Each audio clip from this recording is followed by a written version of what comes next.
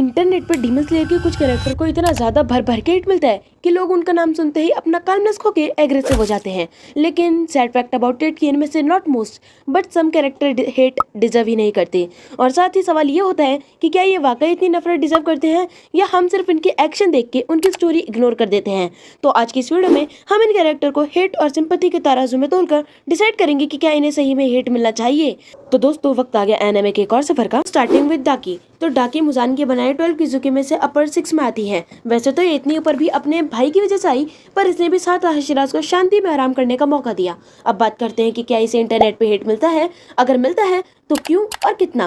तो डाकी को हेट तो मिलता है और मैं भी इससे एग्री करता हूँ, पर इसे इतना हेट नहीं मिलना चाहिए जितना इसे मिलता है। मेरे कहने का मतलब यह है कि इसे हेट तो बराबर मिलता है बिकॉज ऑफ हर पर्सनैलिटी। डाकी बहुत ज़्यादा ही ओवर कॉन्फिडेंट रहती है, जैसा हमने सीजन 2 एंटरटेनमेंट डिस्ट्रिक्ट आर्क में देख रखा है। इसकी पर्सनैलिटी बहुत ज़्यादा ही चाइल्डिश है, क्योंकि जब फ्लैश ने इसका गला काटा था ये इमोशंस की नदी में बह जाती है। और the main reason of her being hated इसकी वो ग्युतारो पर कुछ ज़्यादा ही डिपेंडेंट है। अगर ग्युतारो नहीं होता तो वो शायद अपर मून के बदले लोअर मून होती। पर उसको ज़्यादा हेट ना मिलने का भी रीज़न है उसका ट्रेजिक पास्ट।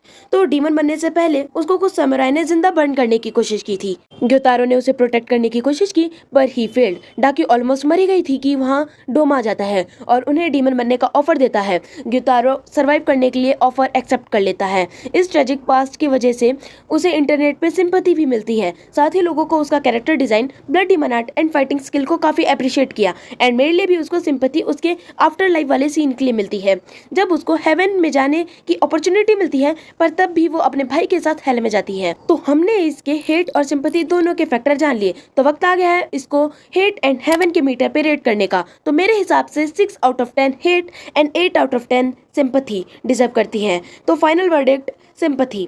इसको इतना हेट नहीं मिलना चाहिए जितना इसे मिलता है। बट अगला कैरेक्टर जो है, शायद तुम उसका नाम सुनते ही गुस्सा हो जाते हो, जो है हान तेंगू। इसको इंटरनेट पे हेट भर के मिलता है, क्योंकि ना ये जब ह्यूमन था लोगों को पसंद आया और ना ही इसके डीमन बनने के बाद।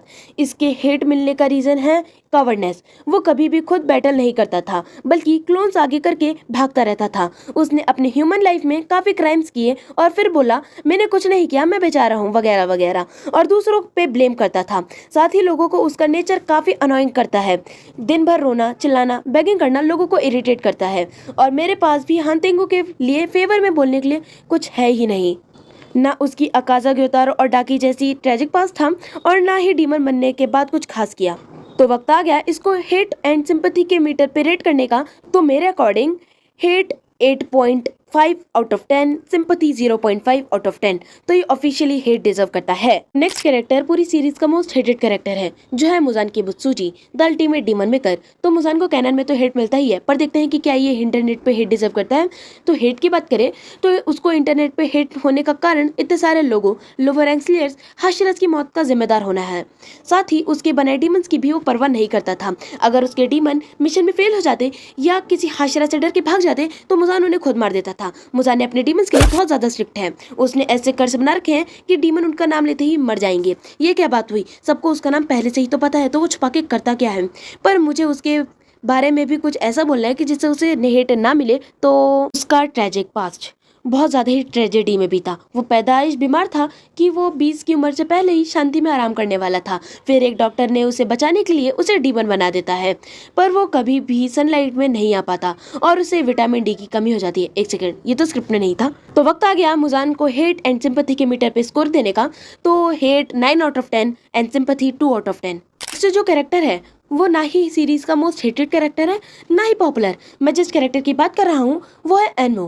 मैं मानता हूँ कि अकाजा ने एनमो को ओवरशैडो कर दिया था, इसलिए इसके बारे में ज़्यादा चर्चा नहीं होती, पर हेट तो मिलता ही है। तो एनमो को हेट उसकी क्रीपीनेस की वजह से मिलता है। और सिंपैथी के बारे में मेरे पास कुछ बोलने के लिए नहीं है, पर अब वॉचर चाहिए तो कुछ ना कुछ तो बोलना ही पड़ेगा। एनमो जितना अजीब दिखता है उतना अजीब नहीं है। मैं अपनी बात करूँ तो मुझे एनमो काफ़ी ज़्यादा सही बंदा लगता है।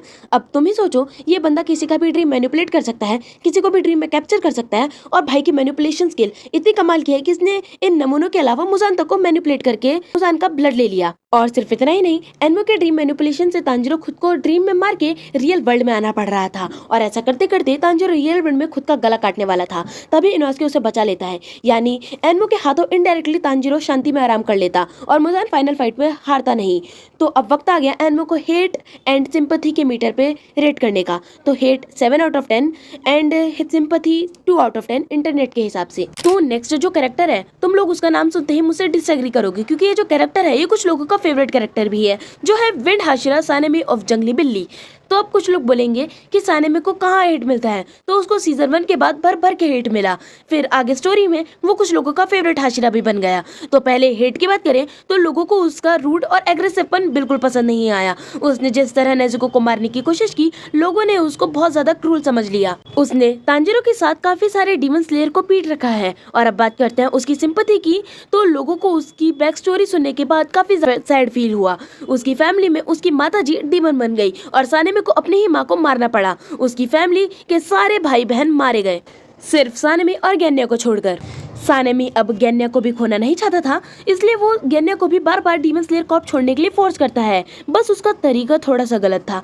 आगे चलकर लोगों को उसका एग्रेसिव नेचर पसंद आ गया। तो वक्त आ गया है जंगली बिल्ली को हेट एंड सिंपैथी के मीटर पे रेट करने का। तो hate 1 out of 10 and sympathy 8 out of 10।